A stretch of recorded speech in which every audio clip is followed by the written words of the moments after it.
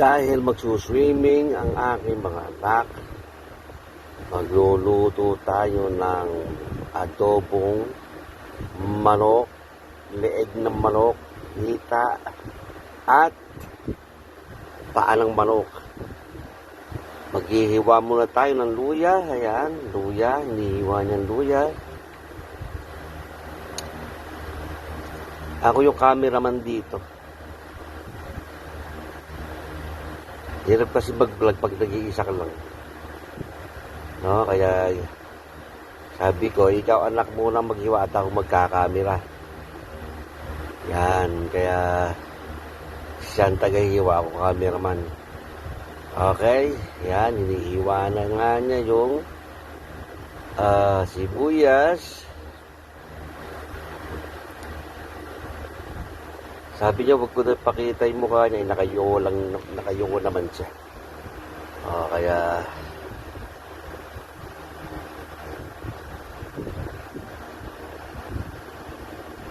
ayan.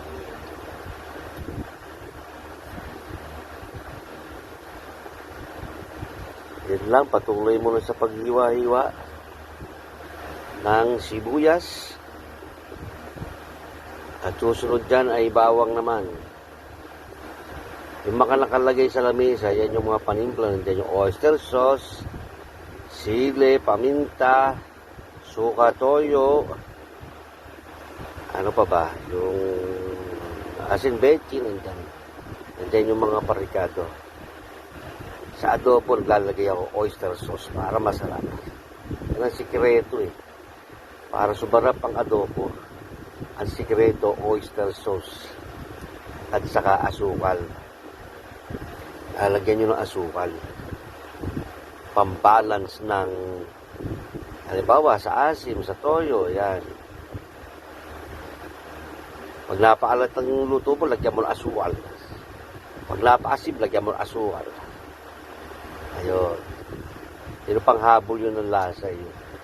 Panghabol ng, ano yun eh, para tumama yung timpla mo. Pambalance yun nga, pambalance yun. Okay, hiwa na ng sibuyas. Ay, ng sibuyas ng bawang pala yan, bawang na pala yan. Sa English garlic, so extra muna yung aking mga pamangkin. Ina-extra ko muna sa aking vlog, si Sander at si Ann. Kaya nga, naghuhugas na siya ng, sa ano niya lulutuin, sa pressure cooker. Para daw gusto niya, nabihiwalay yung laman sa buto. Yung paa ng manok. Yan na, extra yung aking pamangkin.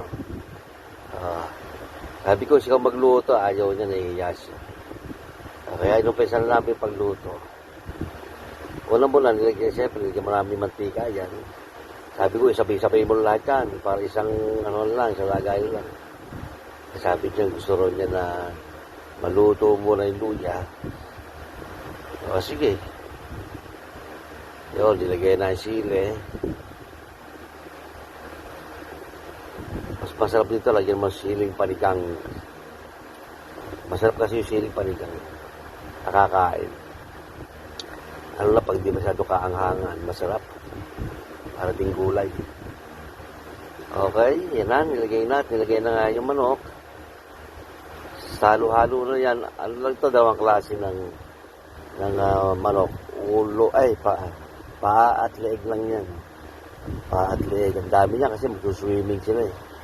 Ay halos mapuno-puno yung ano niya, yung yung pressure cooker.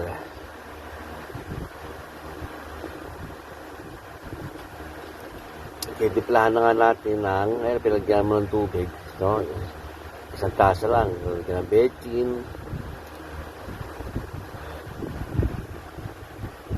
asin.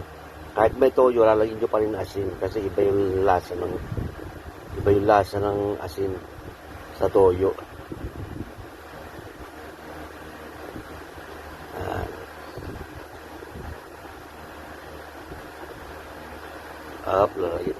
Lagyan na rin ng laurel.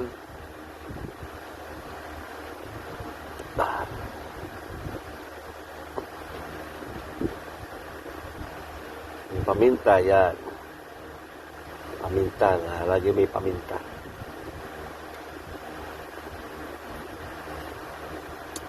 Tapos lalagyan ng oyster sauce yan, saka ng asukal.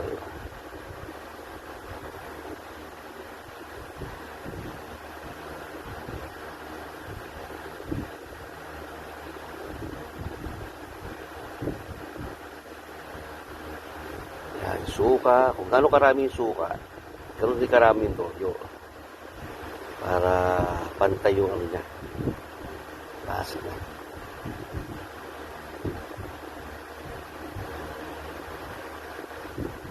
Lagyan niya oyster sauce yan. Yan ang sikreto ng adobo. Tapos palalaputin mo yan. Wow! Sarap niyan. Lalagyan mo ng asukal. Asukal din. Pero yan luto na yan. Sa bandang huli ko lang nalagyan ng asukal yan. Medyo luto na siya. Saka ako nilagay yung asukal.